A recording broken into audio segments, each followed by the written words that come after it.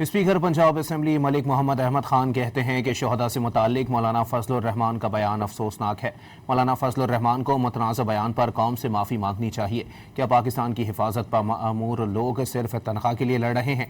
शहदा की बेहुरमती किसी तौर पर काबिल कबूल नहीं है। वो मीडिया से गुफ्तगू कर रहे थे। पाकिस्तान के लोग, यहाँ के बासी, जिन शहदा की इस खून को समझते हैं कि वो उनकी हयात का बाइस है, उसकी अगर आप बेतौकीरी करें तो उस पर वो आपसे माफ़ी का मुतालबा ना करें तो और क्या करें। हम उनसे ये कहते हैं, माफ़ी का मुतालबा करते हैं कि वो लाजमी तौर पर इस पर माजरत करें, माफ़ी मांगें।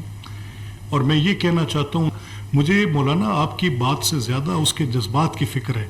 मुझे उन बच्चों की जो अकेडमीज़ में अपनी फ़ौजी तरबियत लेने के बाद अपनी जानों के नजराने देते हुए इस मुल्क की हुर्मत पर आंच नहीं आने दे रहे, मुझे उनकी आपकी निस्बत ज़्यादा परवाह है।